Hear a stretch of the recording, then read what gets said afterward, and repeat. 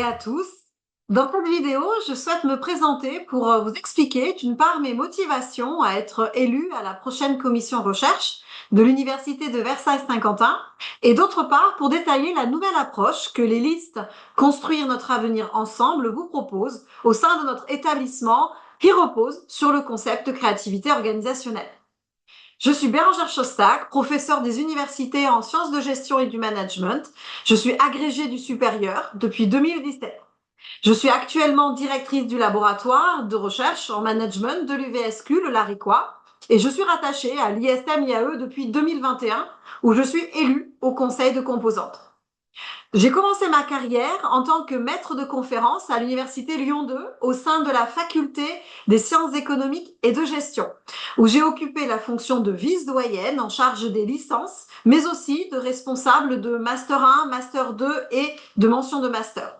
J'ai ensuite rejoint l'IUT de Nancy à l'Université de Lorraine avant d'être recrutée ici. Mes recherches et une grande partie de mes enseignements traitent de l'émergence, de la collecte, de la sélection et de l'implémentation des idées créatives dans les collectifs d'acteurs. Je traite de ce sujet dans les entreprises, mais aussi dans les organisations non marchandes, telles que celles de l'économie sociale et solidaire, mais aussi sur les territoires. Enfin, j'anime régulièrement des ateliers de créativité en utilisant essentiellement des méthodes de design.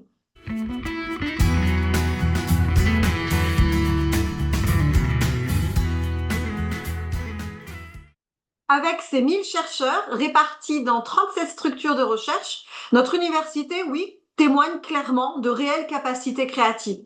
Nos équipes de recherche produisent de nouvelles idées, mais aussi des connaissances pour la recherche fondamentale, appliquée et expérimentale. Ces idées et ces connaissances sont mises en œuvre pour nos étudiantes et nos étudiants dans le cadre de notre offre de formation. Et elles sont aussi développées par plus de 450 doctorantes et doctorants. L'université témoigne également de sa créativité sur les sujets environnementaux, sociaux et économiques, en répondant en particulier et avec succès à des appels à projets, tant de l'université de Paris-Saclay, mais aussi des appels nationaux et internationaux. Pour toutes ces raisons, l'université de Versailles-Saint-Quentin est un acteur majeur de la recherche et de l'enseignement sur le territoire des Yvelines, et elle est une chance pour les organisations privées et publiques, françaises comme internationales.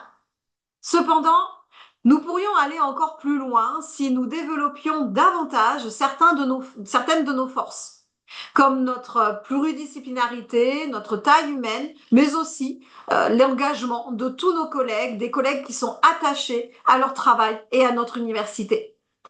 Cela doit passer cependant par une vraie concertation qui nous implique toutes et tous, une concertation qui est discutée et non imposée par certaines personnes, ainsi que par des actions qui ne doivent plus être vécues comme étant verticales et opaques. Nous devons clairement renouveler certains de nos processus de décision pour que la démocratie universitaire ne se résume pas à des discours envoyés par exemple par mail sans avoir dialogué en amont avec les personnes concernées par les sujets abordés. La démocratie universitaire se manifeste dans nos actes et dans nos paroles. Et elle nous pousse aussi à nous remettre en question humblement sur ce qu'il faut améliorer pour qu'on se sente bien ensemble sur notre lieu de vie professionnel.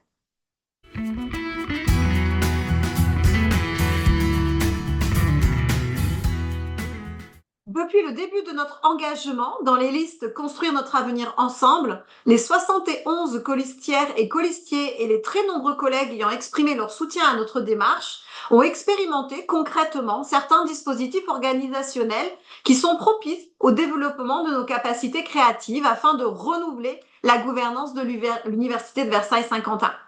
Par exemple, avec deux collègues de l'ISM-IAE, en l'occurrence Aline Lemeur et Delphine Philippe de Saint-Julien, j'ai animé des ateliers de créativité selon les méthodes du design pour rassembler les enseignants-chercheurs et les BIAT autour des enjeux que notre université doit relever dès à présent et des actions à mettre en œuvre maintenant qui vont déterminer les prochaines années.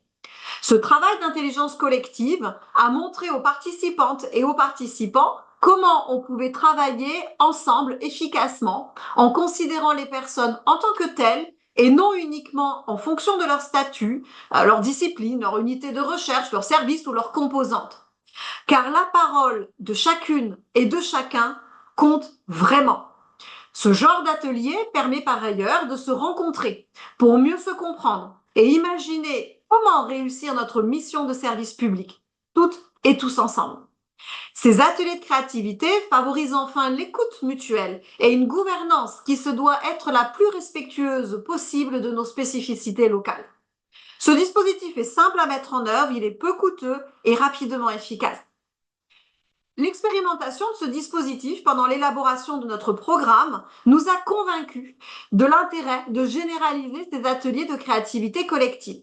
C'est pourquoi nous les déploierons, entre autres, pour développer nos idées et nos initiatives en matière de formation et de recherche au sein du conseil académique qui rassemble tous les membres de la CR et de la CFVU, et notamment nos étudiants en licence, en master et en doctorat. Bien entendu, les responsables et les personnels BIAT des laboratoires et des composantes y seront associés.